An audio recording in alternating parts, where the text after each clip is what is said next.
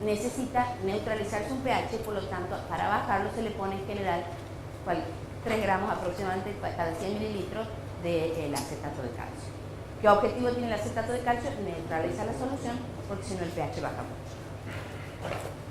Entonces, es una solución acuosa y se emplea en casi todos los casos en los que no se necesite o no se recomiende un fijador especial, y especialmente cuando se trata de órganos o de tejidos para estudios histológicos o histopatológicos. Sí.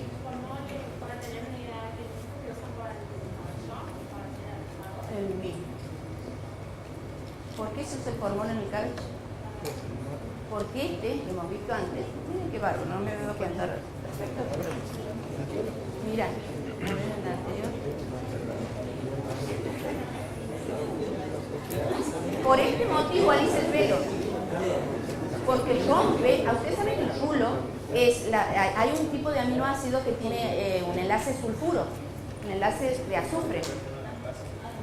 El enlace de azufre. Entonces viene un cabello, en las onduladas tienen mucho más azufre en la composición de la proteína del cabello. Entonces cuando viene el otro, digamos este cabello se entula porque encuentra un azufre con este otro y se hace un doble enlace. Entonces cada uno de los giros que hace el cabello, imagínense microscópicamente hay muchos más, es como una unión disulfuro que encuentra con el otro. El formol lo que hace es destruir esos enlaces disulfuros, por lo tanto lo estira al pelo. Pero el formol, digamos, no está del todo demostrado, tendría actividad tóxica, por eso está medio cuestionado hasta que aparezcan qué otros problemas puede hacer. Pero él actúa sobre la proteína justamente rompiendo el doble enlace de las estructuras para estirar.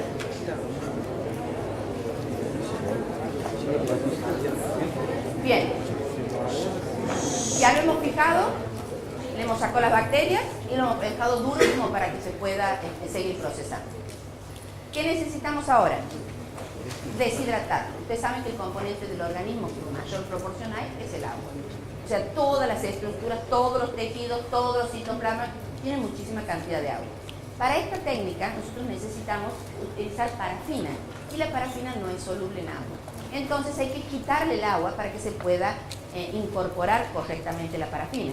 Entonces, ¿cómo se saca un agua de un algo? ¿Cómo se produce una deshidratación química? Aquí estaría el motivo que les acabo de decir, que es para incluir en el tejido la parafina, que es insoluble, se debe sacar el agua.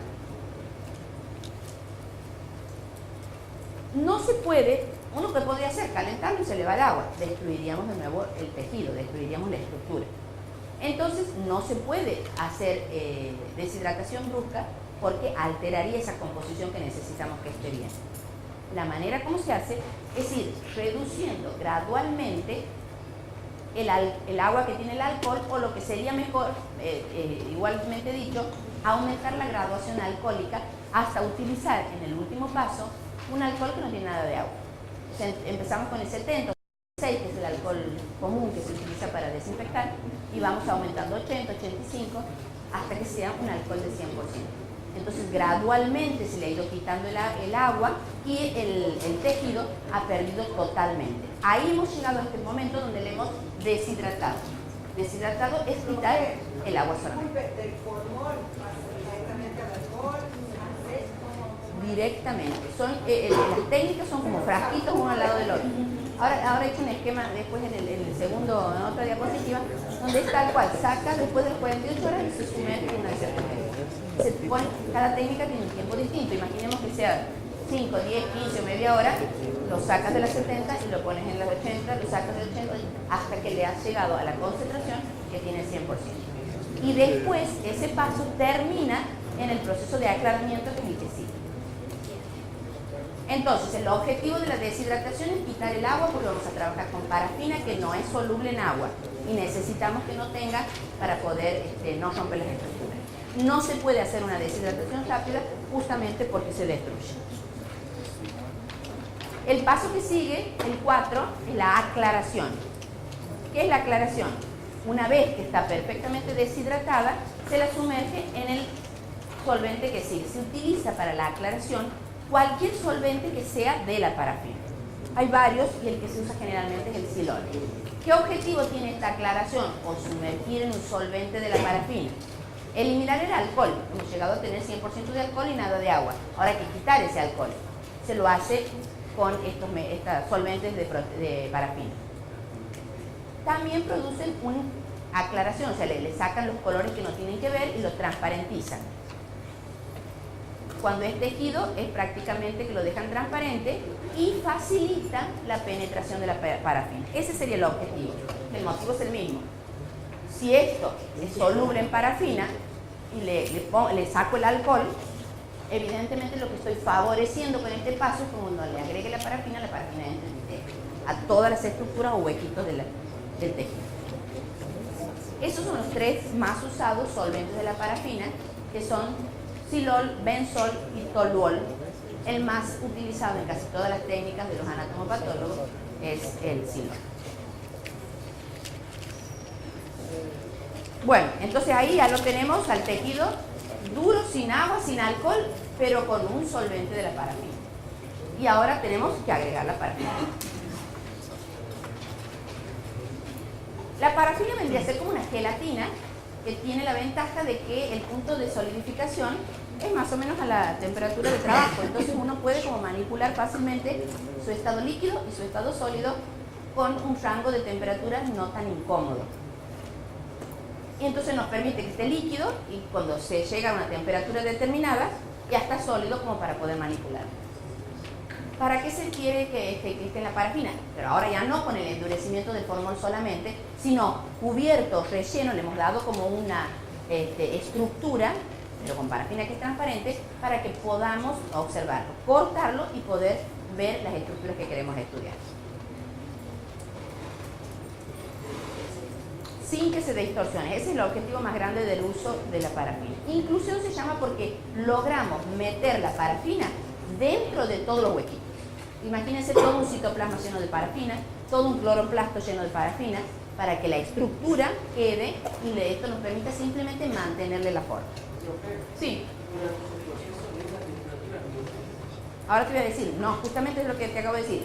Tiene, la temperatura ambiente se considera siempre 25. Nosotros en Santiago la temperatura ambiente en verano es 35. Pero teóricamente, entonces tiene un punto de fusión que debe estar alrededor de los 25, entonces un poquitito que lo enfrías o que lo calientas se hace líquido y que lo enfrías se solidifica, nos permite manejarlo más fácil para el objetivo que queremos. ¿Cómo se hace la inclusión? Se sumerge en parafina líquida, o sea, la calentamos la parafina para que esté líquida. Entre 3 y 18 grados en la estufa. ¿Cuál es la ventaja? Si nosotros sabemos, la parafina tiene un poco de diferencia de punto de fusión de acuerdo a la composición exacta que se le ponga. Pero imaginemos que el punto de fusión sea 25 grados. El punto de fusión, o sea, los 25 se transforma en líquido. Entonces, si yo lo tengo a 23 o 22, 1 o 2 grados por debajo, lo tengo sólido. Si lo tengo a 1 o 2 por encima, 26, 27, 28, lo tengo líquido. Entonces, no necesito utilizar temperaturas tan extremas que pueden dañar al tejido para tenerlo en estado líquido. Ni tengo que alterar demasiado la temperatura para llevarlo a un estado sólido. Por eso tiene una gran ventaja la parafina para este tipo de proceso. Con 1 o 2 grados y a temperatura prácticamente de trabajo común, uno puede jugar, digamos, con lo sólido y lo líquido para poder hacer este proceso. Entonces, al estado líquido, sumerjo la muestra y se la mantiene durante 3 a 18 horas a 1 o 2 grados por encima del punto de fusión hasta que... Profe, sí. ¿Por qué se utiliza la parafina y no otro tipo de elemento químico? Supongo que es exactamente porque este es uno de los motivos, por la temperatura de fusión cómoda de trabajo manual. Pero ¿por qué esa en otra, que seguro hay otro? Es porque se debe haber encontrado en esta lo más inerte posible, o sea, que no me interfiera con el tejido modificándolo, porque yo lo quiero estudiar como si no tuviese nada. Entonces tiene que ser lo más inocuo, inerte y que no reaccione, como para que a mi ojo es como si no estuviera nada.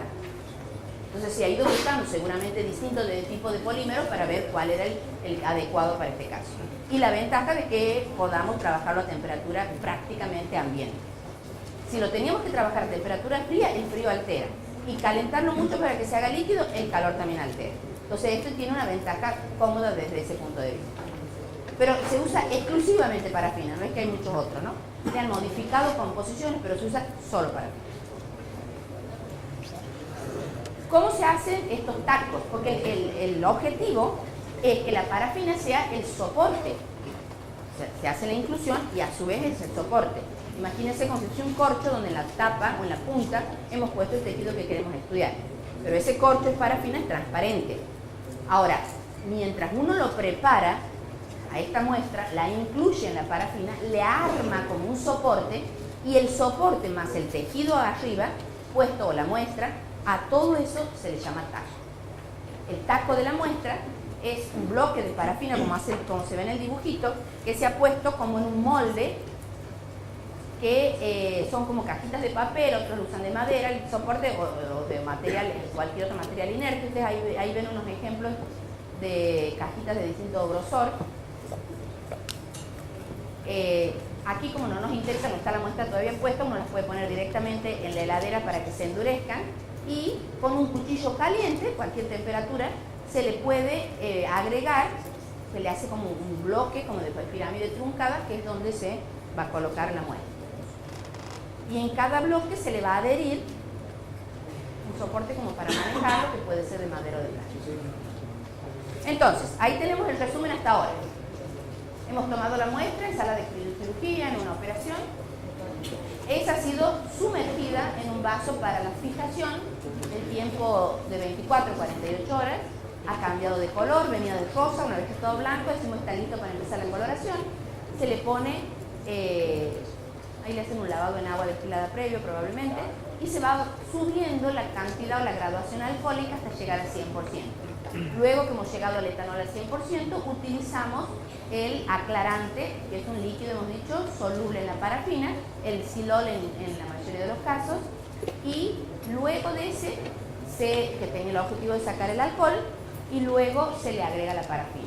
Para agregarlo, tiene que estar en estado líquido, y luego pasa al estado sólido, bajándole el punto de la temperatura para que atraviese por debajo del punto de fusión. Y luego se arman los bloquecitos o los moldes de la parafina para que sea el lugar donde se van a agregar o adicionar las muestras y está lista para su procesamiento. O sea, todo esto es previo de cómo manejamos o transportamos o acondicionamos la muestra antes de ser usada para la observación. Bueno, entonces hasta ahora tenemos un bloque. El bloque, imaginémonos como un trípode, una pirámide truncada, lo describen así, donde tiene la muestra. Pero así solo no nos sirve para nada, simplemente para conservar, para trasladar o para guardar. Pero no nos sirve para ver todavía. ¿Qué es lo que tenemos que hacer ahora? Cortar como si fuese una fiambrera lo más finito posible, porque ese corte, el resto se nos conserva para cualquier otro uso que se le quiera dar, otro estudio, y ese recorte es el que vamos a estudiar. ¿Calor? ¿No? Ahí. ¿O no? ¿No les hace calor? Yo de allá veo que está prendido, pues de allá no. A ver, ¿cuál? Porque el otro día me prendí la calefacción. Mira, el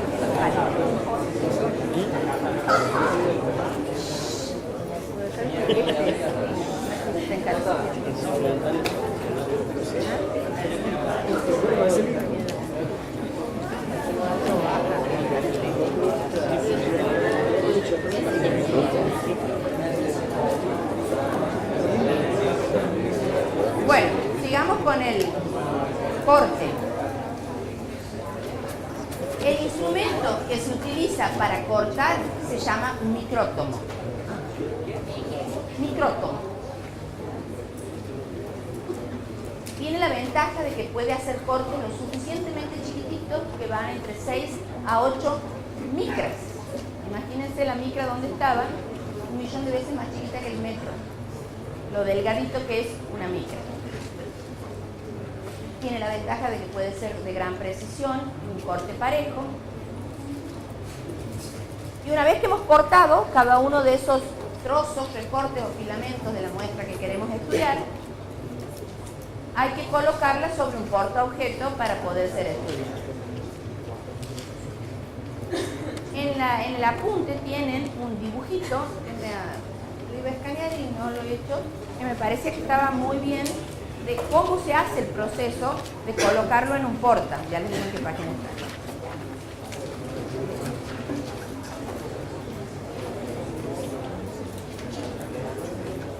En la 29. Ustedes ven ahí que es un portaobjeto. Se pone el corte hecho por el micrótomo en el portaobjeto y se adiciona el cubreobjeto por encima y se le pone para pegarlo, para sellarlo, una gota de bálsamo de Canadá, que tiene el objetivo de protegerlo y de sellarlo totalmente.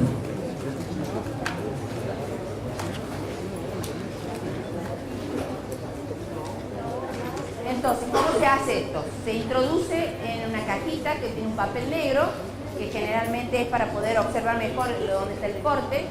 Se extiende con el agua tibia y se introduce el portaobjeto con la glicerina, que actúa como adhesivo echamiento. Y después, con la ayuda de una aguja, porque imaginen que es lo tan chiquitito, hay que manejarlo, se le coloca el corte encima, se lo pone a 37 grados, hemos usado una parafina en estado líquido para que coagule la parafina, la glicerina. Y tenemos listo el portaobjeto con el tejido para poder observar. Parafina es ahí. Otro tipo de...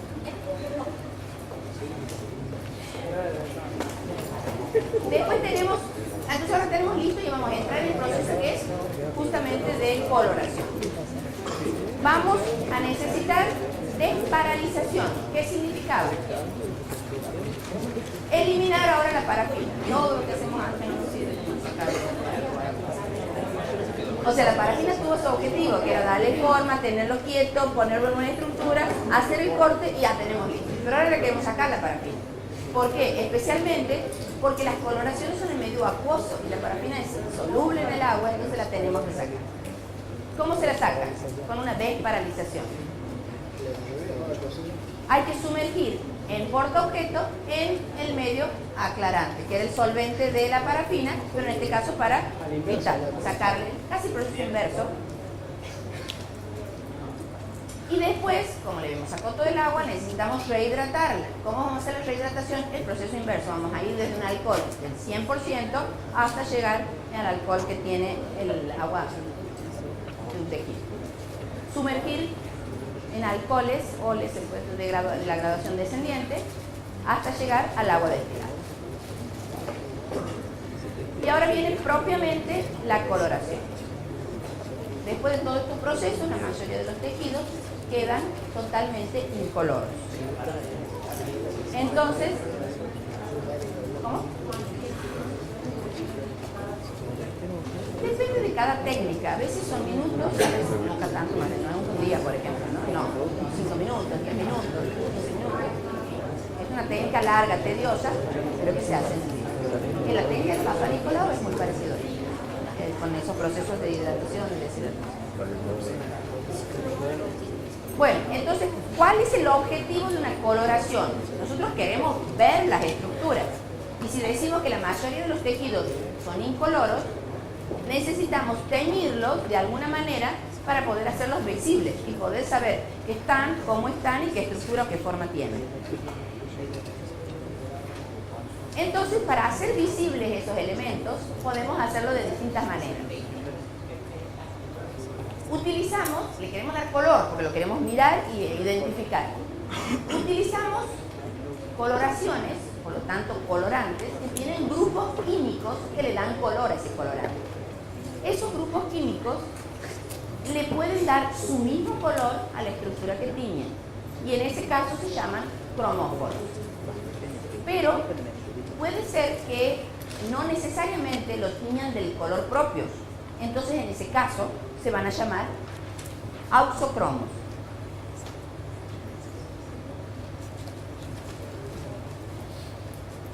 Por ejemplo, tenemos colorantes básicos. Un colorante básico tiene en su composición química, obviamente, una estructura básica. ¿Qué estructura es básica? Los grupos aminos. Los grupos ácidos son los COH, los grupos aminos básicos son NH2. Entonces, un colorante básico tiene en su estructura química un grupo amino. Pero si es básico, va a tener afinidad por lo opuesto, por una sustancia ácida. Entonces, si yo les digo, quiero teñir una estructura ácida, ¿con qué la pongo en evidencia? Con un colorante básico. ¿Sí? ¿Por qué? Porque como tienen en su estructura grupos aminos, va a tener afinidad por lo básico, porque el ácido con el básico se complementan para formar una sal, en este caso sería químicamente, pero la estructura es ácida. Y un ejemplo de un colorante básico que tiñe estructuras ácidas es la más conocida, es la hematoxilina. Pero también está la fucina básica, el azul de toluidina, el azul de metileno. Entonces, ¿qué es un colorante básico? Aquel que tiñe estructuras ácidas. Y en su composición química están los componentes básicos. ¿Cómo? Es exacto. Ahora no. Tiñe azules a los colorantes ácidos o aniónicos, al revés. Si el colorante es ácido, en su estructura tiene una composición química de ácido. Pero ¿a quién va a teñir? A una estructura básica. ¿Quién es el mayor exponente de esta coloración? La eosina. Entonces, si combinamos una hematoxilina con una eosina, vamos a poder teñir de diferentes colores, cada uno tiene un color distinto, y diferenciar una estructura básica y una estructura ácida dentro de la misma coloración.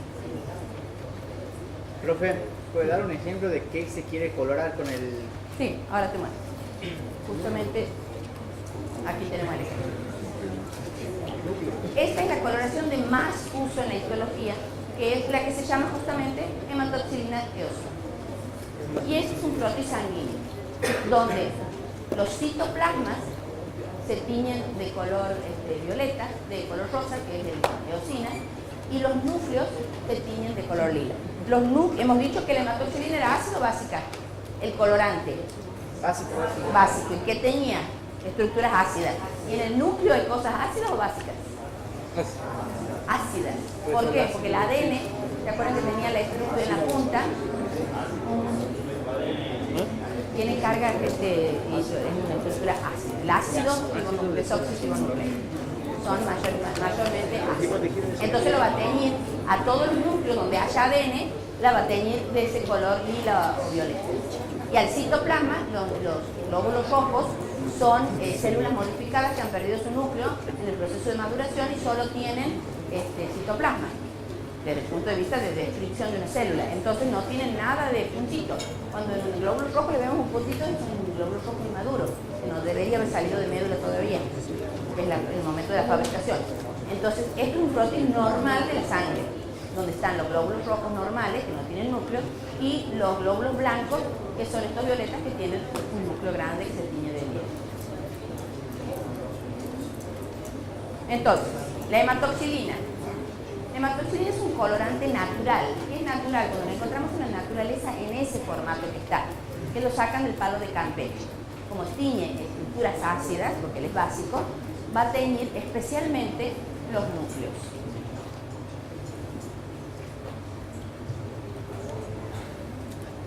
En cambio, la eosina es un colorante sintético, es un colorante ácido, va a teñir estructuras